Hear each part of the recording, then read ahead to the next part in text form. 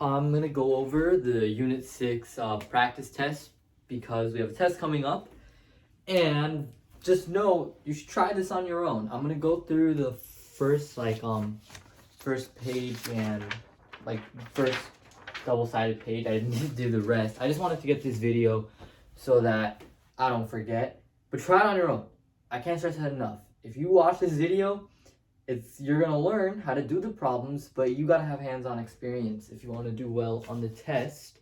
So try it first, and then use this video to compare your answers and see what am I stuck with, right? Second thing, if I get something wrong, please let me know. In my past few videos, I've been doing small mistakes, and that could be throwing you off. If I do anything wrong, just let me know, because it's not gonna help anybody if I'm giving you guys wrong answers. And the point is to understand, not just giving you answers. With that out of the way, we can get started with this first sort of verbal. And verbal here means verbal. I'm just going to kind of talk it through, not really write anything, but just to get the diagram right. If we have, these two weights, 3m and this is m, right? And someone says, according to, and it accelerates counterclockwise, right? And someone says, okay, according to Newton's third law, this tension has got to be equal to this tension. Okay? The tension on the left has to be equal to the tension on the right. And what is incorrect about that is that's not really what Newton's third law is saying. It says use equations to justify your answer, but Newton's third law kind of applies between two objects, right? Like the mass and the string. Newton's third law is not saying that the tension is going to be the same everywhere on the string, right? It's just saying that if an object applies a force on this object, that object, I guess, applies a force on that object, right? That's what Newton's third law is saying. It's not saying anything about where the tension is being equal, right? And in order to mathematically justify this, right, we know it's going to accelerate when we let go. And if torque net is equal to I times alpha, and our torque net is going to be Ft, we'll call this Ft1 and F2. They both have equal distances from that axis of rotation. Then F1, so right, the torque by F1 is F1R minus, right, it's in the opposite direction, minus F2R is equal to I alpha. And you can see, right, F1 has to be bigger than F2 in order to get that alpha in the counterclockwise direction. And if you're clever, right, factor out that R, you can definitely see, because it's the same R, so we can just factor it out, F1 has got to be bigger than F2, right, in order to get that same direction of angular acceleration. All right, and by the way, I'm going to leave timestamps in the video. I forgot to mention that. I don't know how long this video is going to be, but yeah, there's going to be timestamps down below. Hopefully, if I remember to do that. Okay, all right, a horizontal board. We got this little board thing here. I think these problems can be tricky. It's really easy to make mistakes. This marker is dying, but it's a mass of 15 kilograms, has a load attached on the left, which is 20 newtons, right? And it has a 10 newton weight here. It's on, I just tripped over something. There's these two rods that are kind of in place here. And we got to figure out sort of the FBD for this board so that it stays horizontal, right? It has a net torque of 0. So let's think this through, right? Let's do the obvious. There has to be that downwards FG of the board itself, and there has to be the force tension of the string, right? I kind of just redraw that. Ft1, Ft2. A lot of people call this Fg1 and Fg2. That is not technically correct because it's the tension. That's the actual force. yes, this is equal to the Fg of this mass, but we call it Ft because that's literally what the force is. It's not gravity or anything.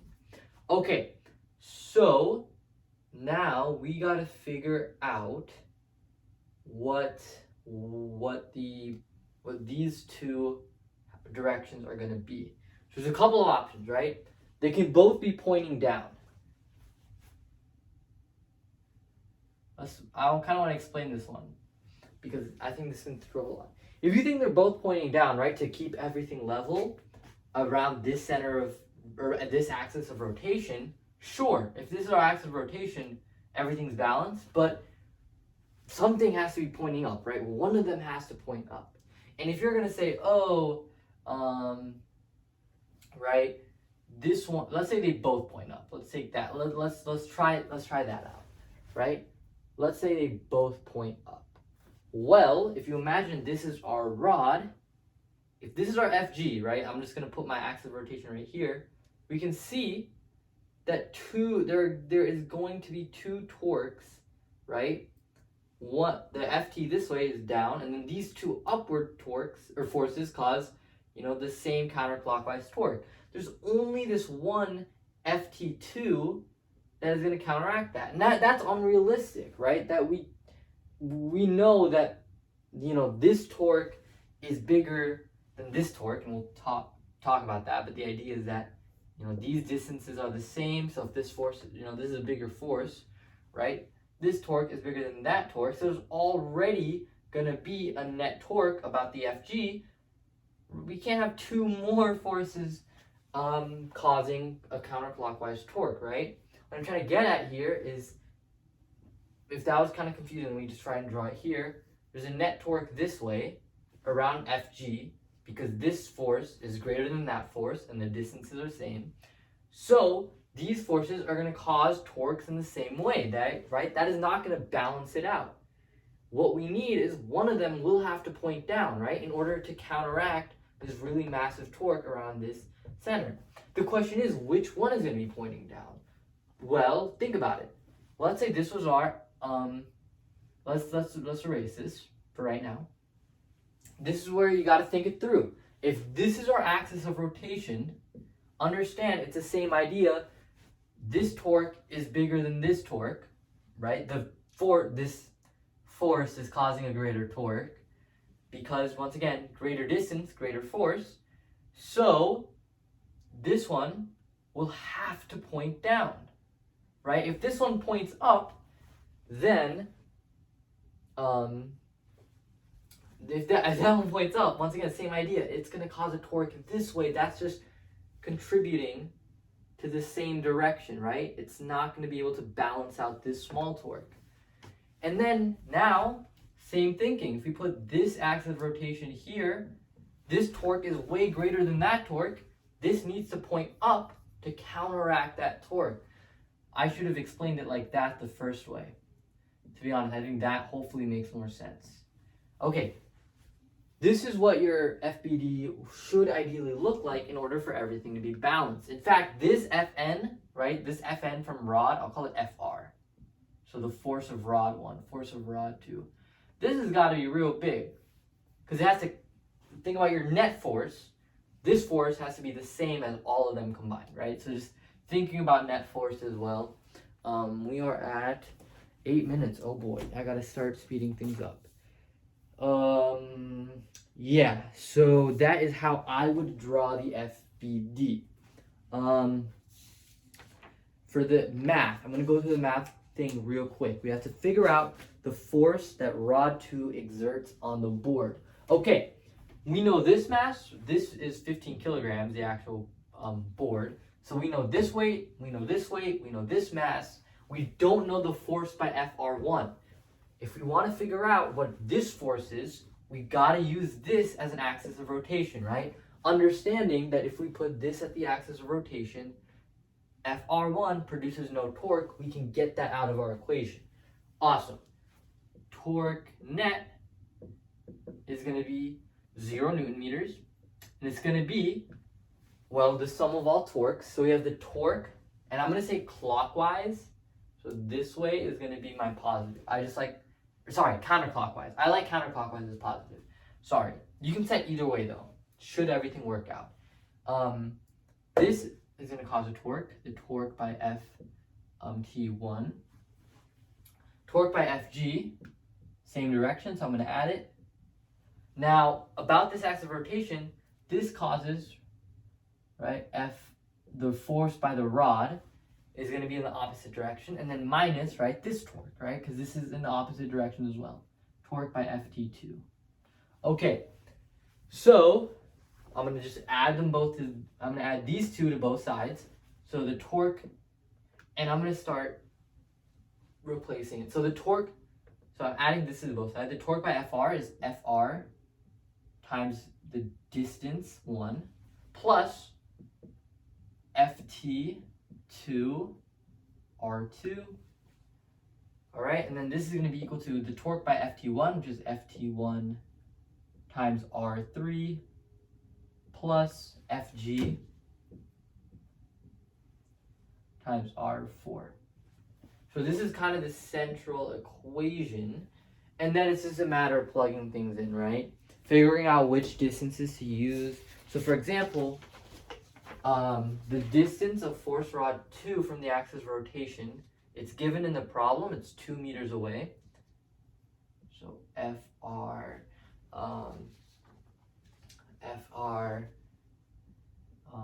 2 meters, Ft2 is like 10, and then it's going to be 4 meters away, and that's all from just the problem. And then this is equal to Ft1, so Ft1 is 20 newtons, right? That one. Multiply it by R3, which the distance from this axis of rotation is 8. Hopefully, pretty sure it's 8. Then we're just going to add on, right, the torque of Fg. Fg is 15, so 15 times 9.8. And then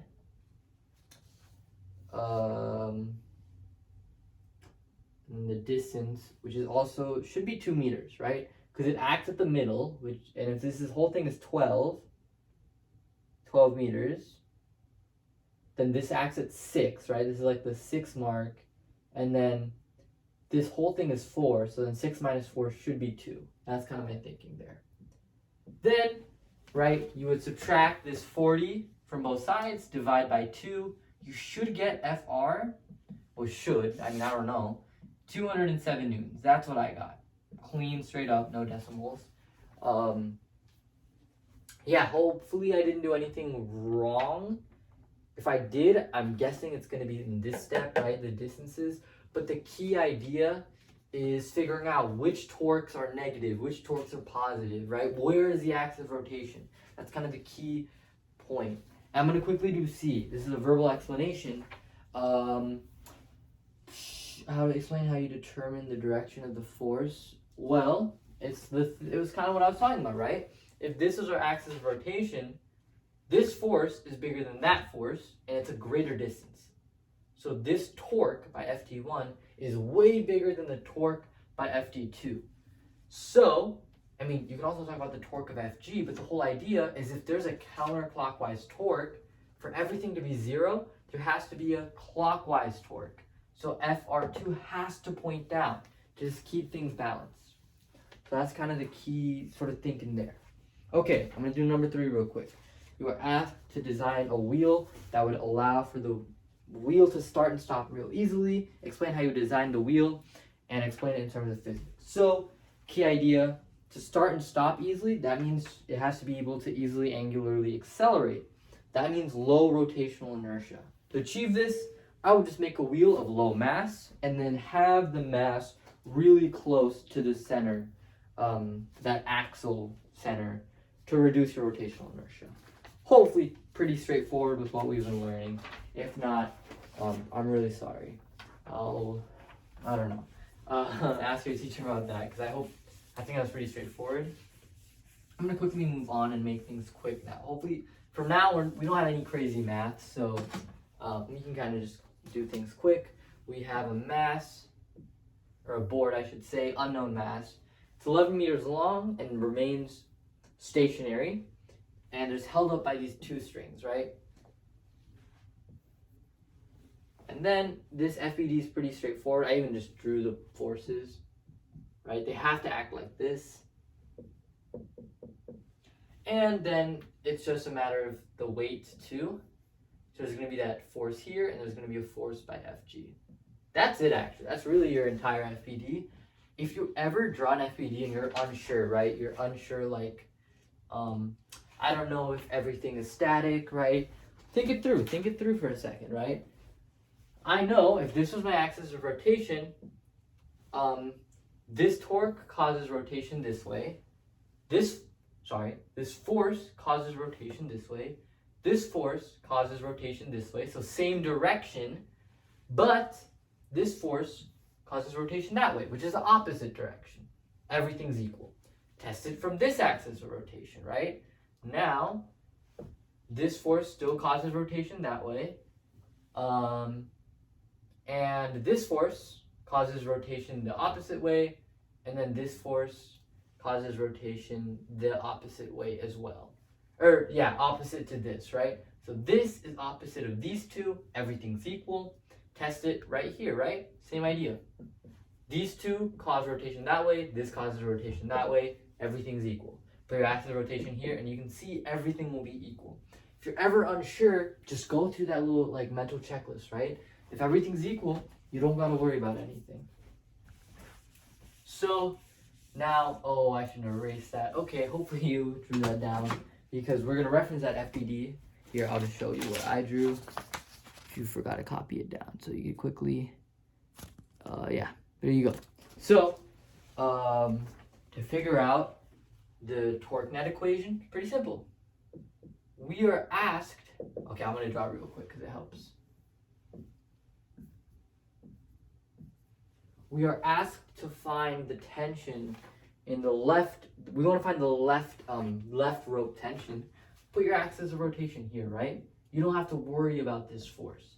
So, actually, technically, because you're just writing an equation, you can put your axis of rotation anywhere except here, right? We don't want to put it here because we want to figure out that force. I'm just going to put it here. So, our clockwise torque would be this one, and then our counterclockwise torques would be these two. So, our torque net equation is just the torque by tension minus the torque by Fg minus the torque by this tension, the tension of the weight. So I'll just write F2. There you go. C is just asking to plug in any known values. So I would just expand this, right? Force 1 is what we're solving for. Times R. Sine theta, right? We want to add in the angles. There are angles here.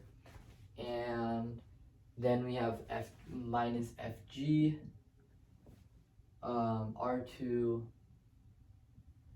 sine theta minus force of this weight force tension, R3 sine theta. And I'll just underline, I don't want to, plug in everything. So maybe this is like for you guys to figure out. The forces we would know are, well, we know like, we're trying to figure out F1. This is the axis of rotation, which is 11 meters. So we know this distance. The angle is 30 in between the distance here, right? It's 30. So I can just put in 30 here. I know, actually we don't know Fg because it's an unknown mass, but it acts at the halfway mark. We know this angle. The reason we know this angle is because it makes an angle with the horizontal at 28. So using geometry, this would actually be 62. And this is the sine, right? We want to use the angle in between the force and the distance. So it would be 62. Same thing here, right? We don't know the distance. We're given the mass, so we can figure that out. And this angle would be 62. So you can plug in everything. I don't want to do that. I'll just show you what I wrote down, honestly, for this one. Let me just zoom in on that. Hopefully you can see the torque net equation I plugged in stuff for. Okay, last, how long are we at? Oh boy, 19 minutes. Okay. Sorry for the long video, but I'll finish it quick now. This problem is just asking, hey, we have a little graph here, and we just got to figure some stuff out. So this is like a omega versus time graph. I'm going to quickly go through it. I'm not going to actually like go through this step process. I'm just going to explain it because I don't want to make this too long. So if we want to figure out the angle swept out from 0 to 6 seconds, you just want to find out the area bound by curve. Right? Your change in theta is the area, right, bound by the curve. If you do the area stuff, right, the area of a trapezoid or whatever, I got 27 radians. I can show you my work. I got 27 radians. Hopefully, that's what you got, but the whole idea is just finding the area under the curve. Now, to determine the angular acceleration at 7 seconds, right, if this is 7 seconds, we're just finding the slope. That's all we're doing. I got a slope of negative 1.67 radians per second squared. When I just count, like I just literally just found the slope, like I did rise over run. Hopefully that's right. And the last sort of question is just graphing that theta versus time, right? I'm gonna quickly just walk through this. Nothing crazy. This is just hopefully a skill you've been practicing, right? So let me draw in some key